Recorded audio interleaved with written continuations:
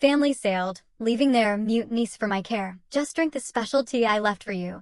My sly sister cheerily winked. Then the silent child abruptly spoke. "Aunt, don't drink tea Mom made." My blood then instantly froze solid. Imagine believing for 8 years that your precious niece couldn't speak, that her silence was a disability you and your family rallied around. Now, imagine her looking you dead in the eye and calmly telling you it was all a lie, a cruel, calculated deception orchestrated by your own sister. The day that happened, my entire world didn't just crack, it shattered into a million pieces. I can still feel the lingering warmth of the chamomile tea I'd just brewed, a scent that was supposed to be soothing, but now felt sinister, a horrifying prelude to a new reality. My hands trembled, not from the heat of the mug, but from a creeping dread as I looked from the steaming thermos on my counter to my 8-year-old niece, Chloe. Her dark eyes, usually so guarded, held an intensity I'd never seen before, a quiet, raw power that absolutely demolished everything I thought I knew. "What did you just say?" My voice was barely a whisper, swallowed by the sudden, deafening silence of my own kitchen. Chloe stepped closer, her small hand reaching for mine. When she spoke again, her words were startlingly clear, steady, and utterly devastating. "Mom made me promise to stay silent around everyone except her and Dad." The room actually tilted. I gripped the cold marble counter, my knuckles white, fighting to stay upright, to stay grounded in a world that was suddenly untethered. Chloe, sweet, quiet Chloe, had been diagnosed with selective mutism at age 2. 8 years. 8 agonizing years of countless specialists, therapists, and interventions, all failing to coax a single word from her. And all that time, my older sister, Sophia, confident, successful, perfect Sophia, had worn her daughter's condition like a badge of martyrdom. She'd given speeches at fundraisers, written heartfelt articles about parenting children with special needs, building an entire identity around being Chloe's devoted, long-suffering mother. "That's impossible," I choked out, but even as the words left my lips, a sickening clarity began to settle in. The pieces were already clicking into place, not gently, but with a terrifying, hollow thud. This wasn't impossible at all. Chloe, with a practiced ease that made my stomach churn, pulled out her phone. "I've been recording things," she explained, her small fingers flying across the screen. "Mom doesn't know. She thinks I'm just playing games." She handed me the device, and I pressed play on the first video. Sophia's voice, sweet and insidious, filled my quiet kitchen. "Remember, baby, if you ever tell anyone you can speak, Daddy will get in very serious trouble. The police will take him away, and it'll be all your fault."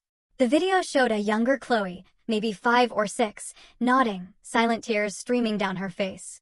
The date stamp read 2 months ago. My stomach lurched again. I played another clip. This one was even older, Chloe a tiny child. "Good girl for staying quiet at Grandma and Grandpa's house. That's our special secret. Remember, if you talk to Aunt Emily or anyone else, very bad things will happen." I sank into a chair, the phone still clutched in my hand, my mind spinning wildly. "How long have you been recording?" I asked, my voice thin, reedy. "Since I turned 7. Mom gave me the phone for communication purposes." Chloe made air quotes with her tiny fingers, a cynical gesture far too advanced for her years. She didn't realize I figured out how to hide files in a locked folder. There are 43 videos total. 43 pieces of damning evidence. 43 cruel lies. My sister had been gaslighting everyone for years. My mind raced backward through countless family dinners, holidays, and gatherings where Chloe had communicated only through gestures and a tablet. Sophia had always been right there, translating, controlling the narrative, playing the devoted mother while our parents praised her patience and strength. The bitter irony twisted my gut. "The tea," I said suddenly, refocusing on the thermos. The chamomile, a symbol of comfort, now felt utterly sinister. Why did she leave it? Chloe's expression darkened. "Last night, I heard her on the phone with Dad. They were talking about your inheritance from Grandpa Arthur. Mom said once you were out of the picture, they could contest the will. She mentioned something about making you sick enough to need hospitalization, then documenting your mental health crisis for the lawyers. Grandpa Arthur had passed away just 4 months earlier, leaving me his entire estate, a decision that had caused a palpable chill in our family. Sophia, the older sister, the one with a child to provide for, had expected everything. She'd smiled tightly at the will reading, her congratulations hollow, a viper disguised as comfort. The realization that she hadn't just desired my inheritance, but planned my incapacitation, was a shock so cold it seeped into my bones. I picked up the thermos with a dish towel, careful not to leave additional fingerprints. We need to call the police. Not yet. Chloe's voice, though small, carried a determination that defied her 8 years. If we call now, Mom will just say I'm lying about talking. She'll get doctors to testify about my selective mutism. She'll make everyone believe you're trying to exploit me for the inheritance. She pulled out a small, worn notebook from her backpack. We need to be smarter than her. Looking at that notebook, filled with Chloe's neat, precise handwriting, I realized my niece had been planning this revelation for a long, long time. What do you have in mind? Mom and Dad don't come back from the cruise for 5 more days. That gives us time to gather everything we need. Chloe flipped open the notebook, revealing pages of observations, dates, and meticulously recorded details. Mom's been stealing from your trust fund. The one Grandpa Arthur set up for both of you when you were kids. My blood went cold. How do you know that? Dad works from home on Thursdays. His office is next to my playroom. The walls are thin. Chloe's matter-of-fact tone made the revelation even more disturbing. He handles Mom's finances. I've heard him talking to the accountant about transferring funds, covering tracks, and making withdrawals look legitimate. For the next hour, Chloe walked me through everything she'd overheard, a detailed accounting of betrayal. My sister and her husband, Justin, had been systematically draining my trust fund for 3 years. Using a power of attorney, Sophia had convinced me to grant her after a surgery when I needed help managing my affairs temporarily. I'd never revoked it. Why would I? She was my sister. The thought of that naive trust now made me physically ill. The betrayal cut deeper than any knife. Sophia had been my closest confidant growing up. We'd shared secrets, supported each other through breakups and career changes, celebrated each other's victories. When Chloe was born, I'd been in the delivery room. I'd rocked her to sleep, changed her diapers, and loved her like my own daughter. All while Sophia was plotting against me. There's more, Chloe said quietly, pulling up a document on her phone. Mom's been keeping a journal. She backs it up to the cloud. I know her password because I watched her type it in. She handed me the phone again. Sophia's words, in neat, typed entries, filled the screen. The most recent one made my hands shake. Emily called today about Thanksgiving. She sounded tired. Good. The herbal supplements I've been adding to her coffee when I visit are working. Nothing dangerous, just enough to make her foggy, forgetful. Dr. Reynolds mentioned she seemed scattered at her last checkup, building the narrative slowly. By next year, we should have enough documentation to suggest early-onset dementia. Justin's lawyer friend says that would be grounds to challenge Grandpa Arthur's will, especially if we can show she was incompetent when he made those last changes. The entry was dated 3 weeks ago. I ran to the bathroom and threw up. Everything made sickening sense now. The persistent headaches I'd attributed to stress, the memory lapses, the way I'd been forgetting appointments and misplacing things. Sophia had been poisoning me slowly, carefully, just enough to make me doubt myself, to crumble my sanity from within. Chloe appeared in the doorway with a glass of water. I'm sorry you have to see all this. You have nothing to apologize for, I said, rinsing my mouth and accepting the water gratefully. How did you figure out what she was doing? Mom keeps the supplements in her purse. I looked them up online. They're not vitamins like the labels say. One of them can cause cognitive problems if you take too much over time. Chloe's voice wavered slightly. I wanted to warn you sooner, but I was scared. Mom always knows when I'm upset. Even when I don't show it, she can read me too well. I pulled Chloe into a hug, feeling her small body shake against mine. You're incredibly brave. You know that, right? She nodded against my shoulder. Can we still stop her? Yes. I pulled back, looking into eyes that reflected both fear and a fierce, unwavering hope. But we're going to do this carefully. Your mom thinks she's the smartest person in any room. We're going to use that against her. Over the next 2 days, I contacted my own attorney, Daniel Miller, someone Sophia had never met. Daniel had handled Grandpa Arthur's estate, and he'd been trying to reach me for weeks about some irregularities he'd noticed, calls I'd missed thanks to Sophia's helpful suggestions that I was overwhelmed and should let her screen my messages. Daniel's jaw tightened as I played Chloe's recordings in his office. This is beyond estate fraud. Your sister's committed multiple felonies. He made several notes, his pen scratching urgently across the paper. The question is how we proceed without tipping her off. I want everything documented before she comes home, I said, my voice steady despite the tremor in my hands. Every illegal transfer, Every instance of her drugging me, every lie she's told about Chloe. When Sophia walks off that cruise ship, I want the police waiting. Daniel nodded slowly. That's ambitious. We have 4 days left. Then we better work fast. The first priority was securing my medical evidence. Daniel connected me with Dr. Evelyn Reed, a toxicologist who specialized in cases involving deliberate poisoning. She reviewed my recent medical history with growing concern, particularly the blood work for my last physical that showed elevated levels of certain compounds. Your primary care physician noted these abnormalities, but attributed them to stress, Dr. Reed explained, her fingers tracing the lab results on her screen. Looking at the supplements your sister was using, the correlation is clear. She was administering a combination that, while not immediately lethal, would produce cumulative cognitive effects over time. I sat in her sterile examination room, feeling violated in ways I couldn't articulate. How long before permanent damage would have occurred? You're fortunate you discovered this when you did. Another 6 months of consistent exposure could have resulted in irreversible neurological issues. She ordered comprehensive testing, drawing what felt like dozens of vials of blood. We'll document everything. The prosecution will need irrefutable medical evidence. Chloe accompanied me to these appointments, sitting quietly while doctors poked and prodded. She brought a sketchbook and spent the waiting time drawing intricate patterns, her pencil moving with focused precision. During one particularly long wait, she showed me what she'd been creating, a detailed map of her house with annotations marking where Sophia kept various items. Her filing cabinet has a false bottom, Chloe said, pointing to her careful drawing.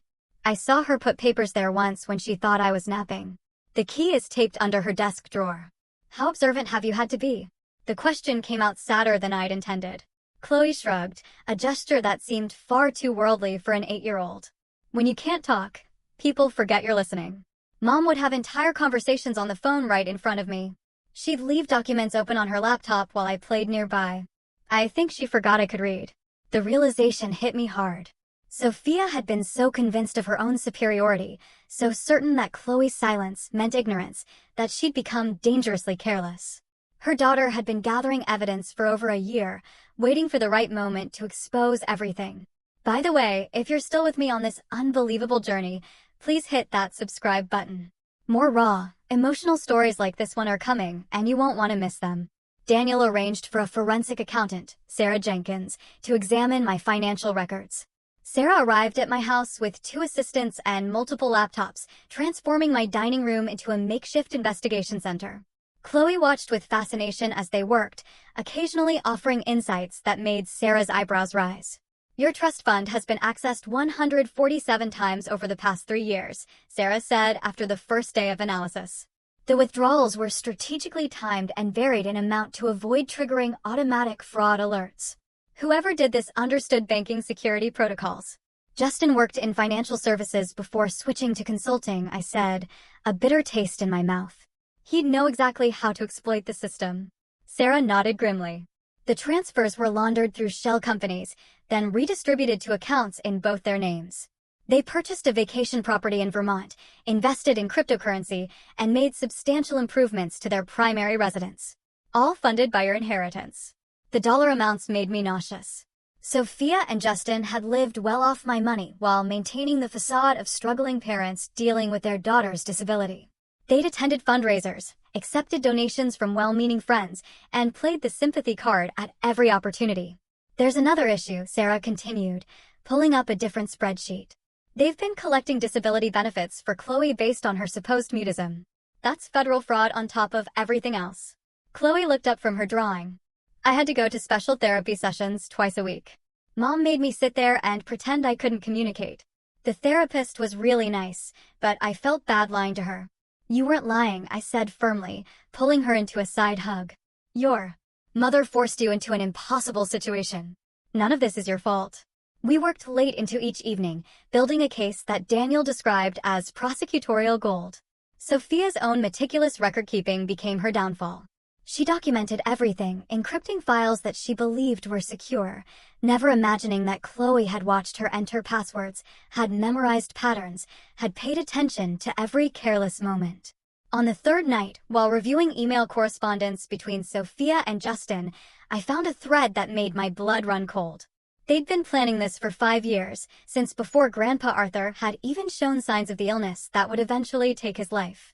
Sophia had encouraged his doctors to increase medications that caused confusion, had volunteered to manage his affairs, and had been positioning herself as his primary caregiver to influence his estate planning.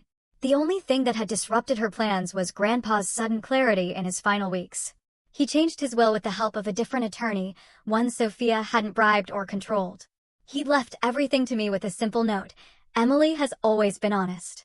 Trust her to do right. Those words took on new, heartbreaking meaning. Had he suspected Sophia's manipulations? Had he seen through her performance in ways the rest of us hadn't? I'd never know for certain, but the thought that he tried to protect me from beyond the grave brought tears to my eyes. Chloe found me crying in my office around midnight. "Are you okay?" "Just thinking about your great-grandpa. He was a good man." I wiped my eyes, trying to compose myself. "Mom hated him," Chloe said matter-of-factly. She'd say nice things to his face, but complain about him constantly at home. She said he was stubborn and old-fashioned and didn't appreciate her. "He appreciated honesty," I mused. "Your mom probably found that threatening." Chloe climbed into my lap despite being almost too big for it. "I'm glad he left everything to you. You'll use it for good things. Mom would have just spent it on herself." The investigation expanded to include Sophia's professional life. She worked as a consultant for nonprofit organizations, positioning herself as an expert in disability advocacy. Daniel discovered she'd been inflating her credentials, claiming certifications she didn't have, and accepting speaking fees under false pretenses. Her entire career was built on exploiting Chloe's condition. "She's given at least 30 presentations over the past 2 years, Daniel said, showing me Sophia's speaking calendar. Each one paid between $2,000 and $5,000. She wrote articles, appeared on podcasts, and cultivated a social media following, all while forcing her daughter to maintain a lie. The scope of the deception was staggering. Sophia hadn't just committed fraud against me. She'd built an empire of lies that touched dozens of organizations and hundreds of people who trusted her expertise. Parents of children with disabilities had sought her advice. Schools had implemented her recommendations. She'd influenced policy decisions based on fabricated experiences. Chloe's recordings became crucial evidence for these additional charges. Several videos showed Sophia coaching Chloe before public appearances, reminding her to act natural and not make eye contact when people talk to you. In one particularly damning clip, Sophia practiced her presentation about embracing her child's silence, while Chloe sat in the background, tears streaming down her face. "I wanted to scream during those speeches," Chloe told me. "Mom would talk about accepting me as I was, but she never accepted me. She created me." The girl she described in those presentations wasn't real. Dr. Evelyn Reed connected us with a child psychologist named Dr. Michael Chin, who specialized in cases involving parental manipulation. His assessment of Chloe took several sessions, during which he documented the sophisticated gaslighting tactics Sophia had employed. "Chloe exhibits signs of complex trauma," Dr. Chin explained during our consultation. "Her mother didn't just force her silence. She created an entire false reality and punished Chloe psychologically for any deviation from the script." The fact that Chloe maintained her sense of self enough to document and ultimately expose this demonstrates remarkable resilience. Will she be okay? The question felt inadequate for what I really wanted to know. With proper support and therapy, yes. She's already shown incredible strength.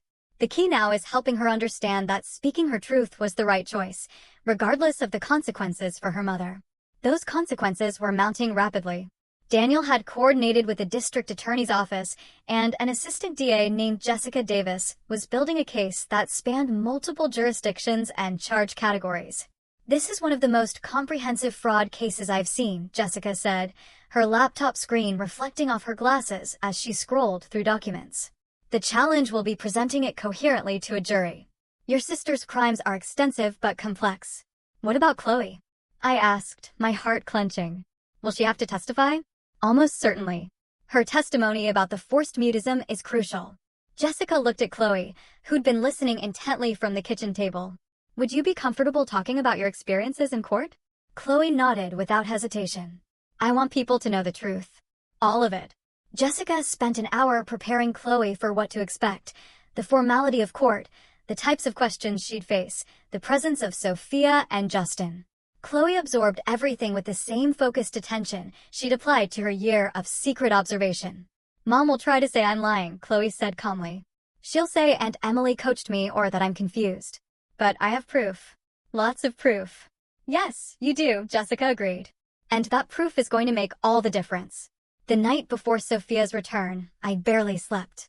Chloe had fallen asleep on the couch around 10 o'clock, exhausted from days of interviews, appointments, and preparation.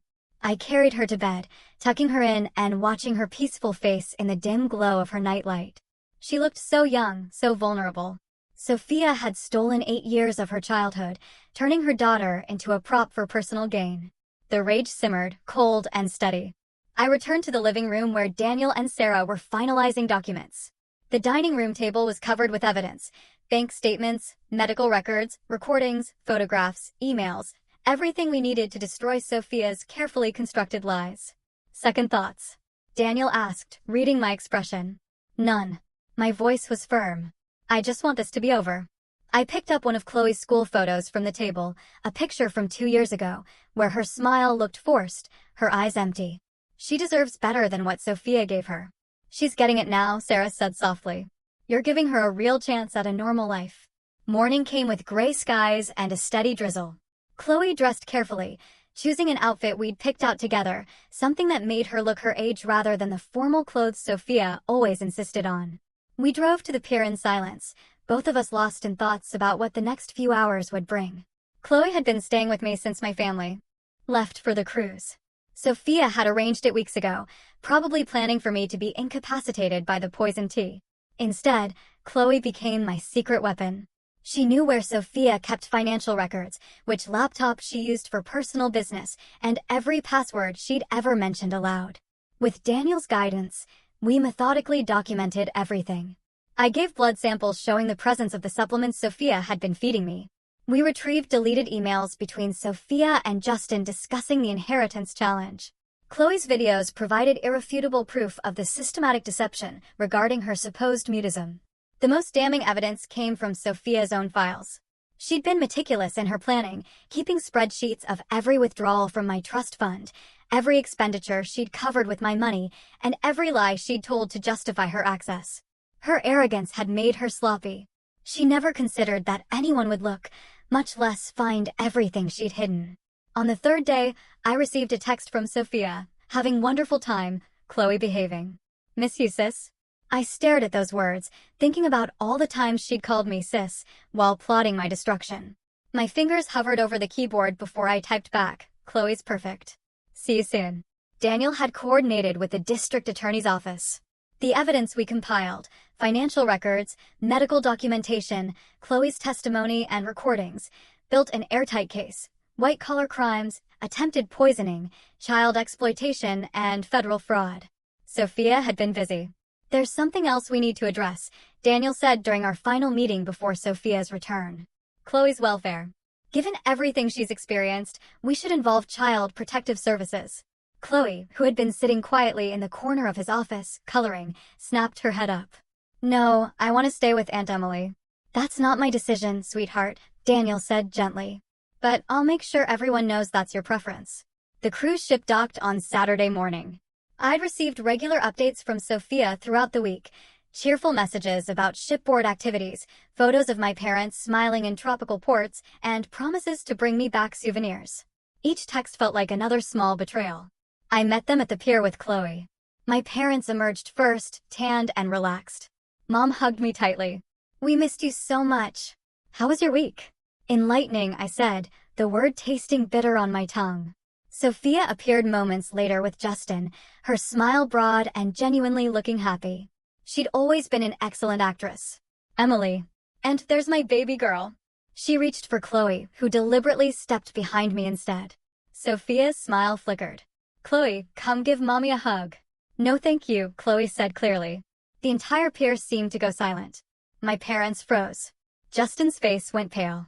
Sophia's expression cycled through shock, confusion, and something that might have been fear, before settling on forced delight. Chloe, you spoke. Oh my goodness, this is wonderful. When did this happen? I've always been able to speak, Chloe said calmly. You made me pretend I couldn't, but I'm done pretending now. Justin grabbed Sophia's arm. What is she talking about? Before Sophia could answer, 2 police officers approached. Sophia Brennan. Justin Brennan. We need you to come with us. The confrontation that followed played out like a surreal nightmare. Sophia denied everything at first, her voice rising as she insisted Chloe was confused, possibly traumatized by finally speaking after years of silence. She appealed to our parents, tears streaming down her face as she painted herself as the victim of some misunderstanding. Then the officers mentioned the evidence, the recordings, the financial records, the medical tests showing I'd been systematically poisoned. Sophia's mask finally cracked. Emily, please, we can work this out.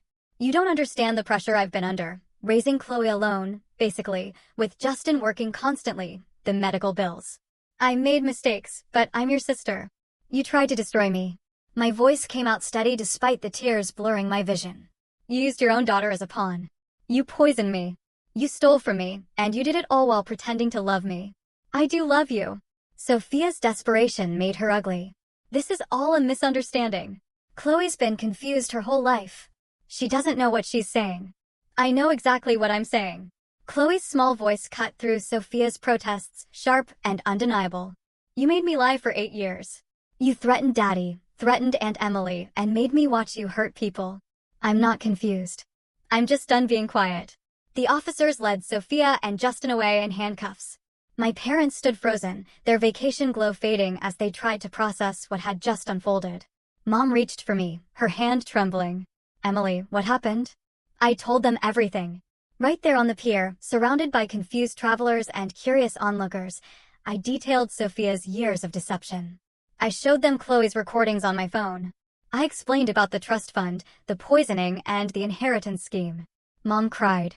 Dad looked like someone had physically struck him. They kept apologizing, though none of this was their fault. They'd been as thoroughly deceived as I had been. How could we not see it? Mom whispered, her voice raw. She was good at hiding it, I said. She made a career out of appearing perfect. The legal proceedings took months.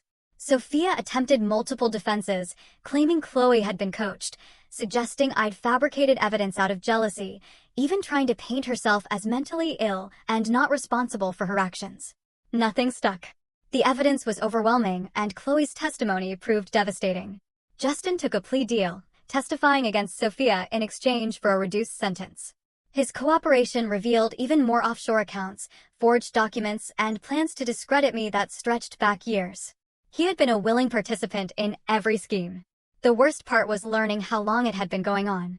Sophia had started small, testing boundaries after Grandpa Arthur first created our trust funds when we were teenagers. A small withdrawal here, a transfer there. When no one noticed, she got bolder. By the time Grandpa died and left me his estate, she'd already stolen nearly $200,000 from my trust. Chloe's situation proved more complex. Child services got involved, as Daniel had predicted. There were interviews, psychological evaluations, and countless meetings. Throughout it all, Chloe remained remarkably composed, answering questions with a clarity that impressed everyone who spoke with her. The psychologist report painted a troubling picture. Chloe had developed sophisticated coping mechanisms to survive her mother's manipulation. She'd learned to compartmentalize, to observe without reacting, and to protect herself by appearing to comply while secretly documenting everything. The report recommended extensive therapy, but noted Chloe's resilience and strong attachment to me. After 6 weeks of evaluations and hearings, I was granted temporary custody. Mom and Dad supported the decision, though the situation had aged them visibly. They'd lost one daughter to prison and struggled to reconcile the Sophia they'd known with the monster revealed in court. How did we raise someone capable of this? Dad asked one evening, sitting in my living room while Chloe did homework at the kitchen table. You didn't raise this, I said firmly. Sophia made her own choices. You gave her the same love and values you gave me. What she did with them was her decision. He nodded, though I could see the guilt still eating at him. Parents always blame themselves, even when there's no logical reason to do so. Sophia was sentenced to 12 years for fraud, attempted poisoning, and child endangerment. Justin received 8 years. They both appealed, of course, but the convictions held. On the day of sentencing, Sophia finally dropped her mask of contrition. She stared at me across the courtroom, her expression cold, venomous. You always had to be the special one, she said. Grandpa's favorite. Everyone's little princess. I was older, smarter, more accomplished, but nothing was ever good enough because you existed. Her words should have hurt. Instead, I felt only pity. I never competed with you, Sophia. You were fighting a war I didn't even know existed. Exactly. She spat. You got everything without even trying, without even caring. Do you know what that's like? Watching someone coast through life on charm and luck while you work yourself to the bone. I work too, I said quietly, my voice unwavering. I built my career, my life, my relationships. You just never saw it because you were too busy resenting me for existing. The bailiff led her away, still ranting. I never saw my sister again outside of official contexts. She wrote me letters from prison, long, rambling things that alternated between justification and blame. I read the first few before Daniel advised me to stop. Nothing Sophia said would change what happened or provide the closure I needed. Closure came from other places. From Chloe thriving in therapy, slowly learning to trust again. From watching her make friends at her new school, speaking freely without fear. From the first time she called me Mom by accident, then looked terrified until I smiled and said it was okay. You're more of a mom than she ever was, Chloe told me later. Real moms don't hurt their kids. We established new routines, new traditions. Sunday morning pancakes, Thursday game nights. Chloe joined the school choir. Her voice, clear and strong, filled our home. She made honor roll. She laughed more. The shadows in her eyes gradually faded, replaced by the light of a child finally allowed to be herself. My parents struggled but tried their best. Mom threw herself into being the grandmother she'd missed out on being while Chloe was silenced. Dad built Chloe a treehouse and spent weekends teaching her woodworking. They were trying to make up for lost time, for not seeing the truth sooner. I forgave them. There was nothing to forgive, really. Sophia had fooled everyone, and punishing my parents for her sins served no purpose. We were all victims of her narcissism and greed. The trust fund was restored. The stolen money recovered through asset seizures and court orders. Grandpa Arthur's estate remained mine, his final wishes honored. I sometimes wondered if he'd suspected Sophia's true nature. He'd always been perceptive, even in his final years. Maybe leaving everything to me had been his way of protecting his legacy from someone who'd see it only as leverage. Daniel helped me establish a new trust for Chloe, protected by multiple safeguards and oversight measures. She'd never have to worry about someone stealing from her the way Sophia had stolen from me. Financial security couldn't undo the trauma, but it could provide stability as she healed. The months following Sophia's arrest brought unexpected challenges. Social services required home visits, background checks, and countless evaluations before approving my temporary custody of Chloe. A caseworker named Laura Stevens became a regular presence in our lives, observing how Chloe and I interacted, reviewing my financial stability, and ensuring I could provide appropriate care. Laura was thorough but kind. During one visit, she asked Chloe directly whether she felt safe with me. Chloe's response was immediate and unequivocal, safer than I've ever been. Aunt Emily doesn't make me pretend. I can just be myself. The criminal proceedings moved forward with unexpected speed. Justin's decision to cooperate accelerated everything, his testimony filling in gaps we hadn't even known existed. He revealed that Sophia had been planning to have me declared mentally incompetent within the year, using the documented cognitive decline as justification. They'd already consulted with attorneys about guardianship proceedings. She wanted complete control of your inheritance, Justin testified, his voice flat. She believed it rightfully belonged to her as the oldest daughter. Your grandfather's decision to leave everything to you felt like a betrayal to her. She couldn't accept it. Watching Justin on the stand, I felt a strange mixture of anger and pity. He'd been complicit in everything, yet he seemed almost relieved to finally confess. Sophia had dominated him as thoroughly as she'd controlled Chloe, though Justin had been an adult with choices. His weakness didn't excuse his crimes, but it explained them. Sophia's trial became local news. Reporters covered the shocking story of the disability advocate who'd forced her own daughter into silence for personal gain. Support groups Sophia had spoken to release statements of betrayal. Organizations revoked her certifications and removed her from their platforms. Her social media accounts, once filled with inspirational posts about parenting, were flooded with angry comments from people she'd deceived. Through it all, Chloe handled the attention with surprising grace. When reporters tried to approach her outside court, she'd simply say, "My aunt and I have no comment," and continue walking. She refused to be made into a spectacle, having spent enough years as Sophia's unwilling prop. The publicity brought unexpected allies. Other parents who'd noticed inconsistencies in Sophia's stories came forward. A former colleague admitted she'd always suspected Chloe could speak, but had dismissed her instincts, afraid to question Sophia's narrative. A neighbor recalled seeing Chloe playing alone in the backyard, singing to herself when she thought no one was watching. These testimonies painted a picture of a child forced to live a double life, silent in public, speaking only in the privacy of her home under threat of consequences. The psychological toll should have been devastating. That Chloe had survived it with her spirit intact seemed miraculous. Dr. Chen continued working with Chloe throughout the trial preparation. His sessions focused on helping her process the complicated emotions of testifying against her mother. Chloe struggled with guilt, despite everyone telling her she'd done nothing wrong. "I keep thinking about the good times," Chloe admitted during one session I was allowed to attend. "Mom wasn't always terrible. She could be fun. She'd take me for ice cream and let me stay up late watching movies. It's confusing. People are complicated," Dr. Chen said gently. "Your mother's kindness was real in those moments, but it doesn't erase her harmful actions. You can miss the good parts while still recognizing that what she did to you is wrong." This nuanced understanding helped Chloe navigate her testimony. When the defense attorney tried to suggest she'd been coached or manipulated, Chloe calmly explained the difference between Sophia's occasional affection and her systematic abuse. Her clarity devastated the defense's case. The jury deliberated for less than 4 hours. When the guilty verdicts came through on all counts, I watched Sophia's face crumble. For a moment, she looked genuinely devastated rather than angry. Then the mask returned, and she straightened her shoulders, glaring at me across the courtroom with undisguised hatred. My parents attended every day of the trial, sitting behind me in silent support. The proceedings had devastated them in different ways. Mom blamed herself for not seeing the signs. Dad withdrew into quiet contemplation, processing the loss of a daughter he thought he knew.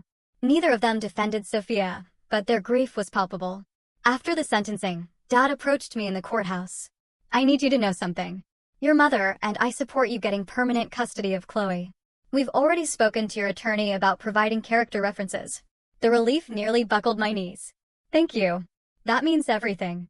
"Sophia made her choices," he said, his voice rough with emotion. "But Chloe deserves a real childhood. You can give her that. We'll help however we can." True to his word, both my parents became actively involved in Chloe's life. Mom started a tradition of Sunday breakfast, teaching Chloe to make pancakes from scratch. Dad installed a swing set in my backyard and spent hours pushing Chloe higher and higher while she shrieked with laughter. They were rebuilding the grandparent relationship Sophia's deception had poisoned. Chloe's adjustment to normal life came in stages. She struggled initially with being allowed to speak freely, sometimes catching herself mid-sentence as if expecting punishment. I gently reminded her that she was safe, that her voice was welcome, that nothing she said would bring consequences. School presented its own challenges. Chloe's former classmates had known her as the quiet girl who communicated through a tablet and gestures. Her sudden fluency confused them, and some kids accused her of having faked her disability. The school counselor intervened, explaining to Chloe's class that she'd been experiencing selective mutism that had resolved with therapy, a simplified version of the truth designed to protect Chloe's privacy. Gradually, Chloe found her social footing. She discovered a talent for singing and joined the school chorus. Her voice, unused for so long in public settings, turned out to be remarkably clear and strong. The first time I heard her solo at a school concert, I cried through the entire performance. "You're embarrassing me," Chloe whispered afterward, but she was smiling.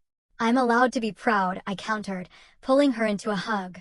Financial restitution from Sophia and Justin's seized assets went into a trust for Chloe, managed by Daniel with oversight from an independent board.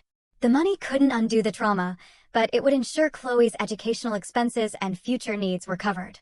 I refused to touch any of it for my own purposes, wanting Chloe to know that her well-being mattered more than wealth. Daniel also helped me establish a foundation in Grandpa Arthur's name dedicated to supporting children who had experienced parental manipulation or abuse. Part of the recovered funds went toward this cause, transforming Sophia's theft into something positive. Grandpa would have approved.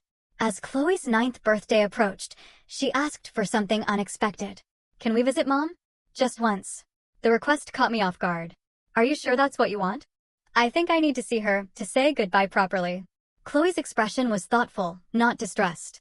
"Dr. Chen says closure is important." I consulted with both Dr. Chen and Daniel before agreeing. The prison visit was scheduled for a weekday afternoon, giving us privacy. Chloe dressed carefully for it, choosing clothes Sophia had never seen, outfits that reflected Chloe's actual preferences rather than her mother's imposed style. The visiting room was exactly as depressing as I'd imagined. Harsh fluorescent lights, industrial furniture, and the lingering smell of disinfectant. Sophia entered wearing a prison jumpsuit that aged her.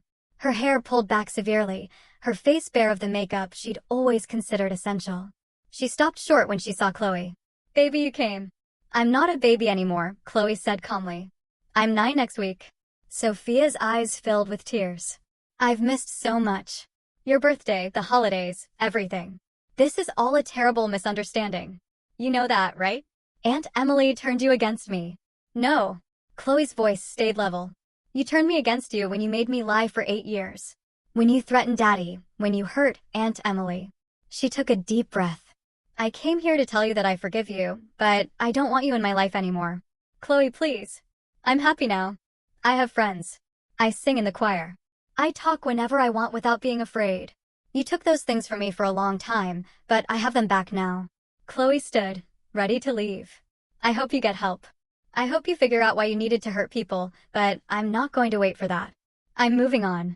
Sophia looked at me, her expression desperate. "You did this. You poisoned her against me." "I gave her the truth," I said quietly. "Everything else was her choice." We left Sophia crying in the visiting room. Chloe remained composed until we reached the parking lot, then fell apart in my arms. I held her while she sobbed out 8 years of complicated emotions, love and betrayal, loss and relief, anger and grief, all tangled together. "Did I do the right thing?" she asked when the tears finally subsided. "You did exactly what you needed to do. I'm so proud of you." Chloe's birthday party, the following week, was a celebration of everything she'd reclaimed. Friends from school filled my backyard, their voices creating a joyful chaos that would have horrified Sophia's need for control. Chloe sang karaoke off-key, ate too much cake, and laughed until her sides hurt. Watching her simply being a kid felt like witnessing a miracle. 2 years after Sophia's sentencing, Chloe and I were officially sitting in family court for the final adoption hearing.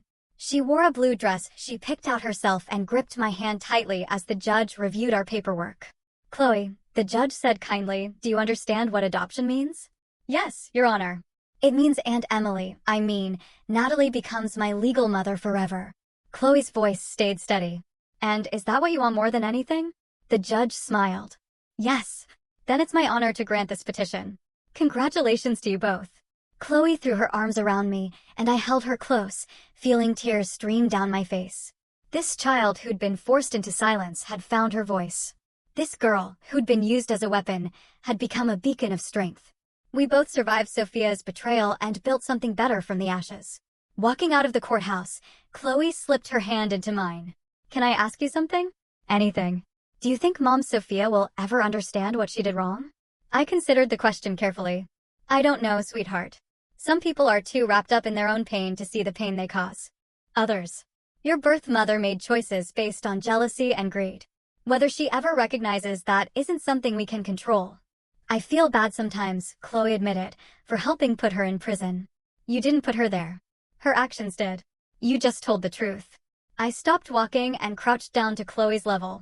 "You saved us both. What you did took incredible courage. You should never feel guilty for that." She nodded, processing this. "I'm glad I told you, even though it was scary." "Me too, sweetheart." "Me too." We walked to the car in comfortable silence. The future stretched ahead, uncertain, but no longer threatening. Sophia's shadow no longer hung over us. Chloe was free to speak, to grow, to become whoever she wanted to be, without manipulation or control. I'd lost a sister but gained a daughter. The trade seemed impossibly unfair. I never should have had to choose, but given the reality of Sophia's betrayal, I'd make the same choice every time. Chloe deserved protection, love, and a chance at a normal childhood. That night, we celebrated with Chloe's favorite pizza and a movie marathon. My parents joined us, bringing flowers and a photo album they'd started. Pictures of Chloe actually smiling, actually talking, actually living without pretense. Mom cried happy tears while showing Chloe pictures of herself at various school events, choir performances, and family dinners. "Look how beautiful you are when you really smile," Mom said, pointing to a recent photo.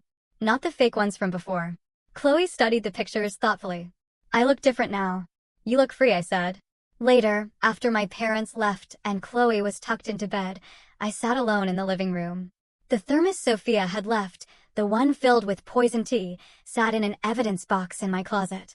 The police had returned it after the trial, along with other items they'd seized. I kept it, though I wasn't entirely sure why. Maybe as a reminder of how close I'd come to losing everything. Maybe as proof that monsters don't always look like monsters. My phone buzzed with a new email. Another letter from Sophia had been scanned and sent by the prison system. I deleted it without reading. Whatever she wanted to say, whatever justifications or accusations she crafted, didn't matter anymore. She'd lost the right to my attention when she chose cruelty over love. Chloe appeared in the doorway, clutching her favorite stuffed animal. Can't sleep. Just thinking. Come here. I patted the couch beside me. She curled up against my side, her head resting on my shoulder. We sat quietly for a while, listening to the house settle around us. Do you ever miss how things were before? Chloe asked softly. When everything seemed normal? Sometimes, I admitted, but that normal was built on lies. This might be harder, but it's real. I'll take messy truth over comfortable lies any day. Me too, Chloe whispered. Emily? Yeah. Thank you for believing me. When I told you about the tea, you could have thought I was crazy. I could never think that. You're the bravest, smartest kid I know. I kissed the top of her head. And you're mine now. Forever. Forever, she echoed sleepily. Sitting there with Chloe in my arms, I thought about the path that had led us to this moment. Sophia's betrayal had been devastating, the kind of wound that never fully heals. But from that betrayal had come unexpected gifts, a daughter I loved fiercely, a clarity about what truly mattered, and the knowledge that we'd survived the worst and come out stronger. The cruise Sophia had planned was supposed to be my end. Instead, it marked a beginning. Chloe found her voice. I found my strength. Together, we built a family based on trust instead of manipulation, on love instead of obligation. Sophia was still out there, locked away, but alive. Sometimes I wondered if she thought about us, if she felt any genuine remorse. Mostly, though, I didn't think about her at all. She'd stolen enough of my time, my peace, and my trust. I wouldn't give her any more. Chloe shifted in her sleep, murmuring something I couldn't quite make out. I adjusted my position carefully, trying not to wake her, and pulled a blanket over us both. Tomorrow would bring new challenges. Therapy appointments, school projects, the everyday complexities of raising a child who'd been through trauma. But tonight, we were safe. We were together. We were home. And that thermos of poison tea? It would stay in that evidence box, a relic of a life we'd left behind. A reminder that sometimes the worst betrayals come from those we trust most, but also that survival is possible. Healing is possible. Love, real and unconditional, is possible. Chloe had spoken her truth, and in doing so, she freed us both. That was worth more than any inheritance, any trust fund, or any version of normal that required silence and lies. The past couldn't be changed. Sophia's crimes couldn't be undone. But the future, our future, stretched ahead, full of possibility.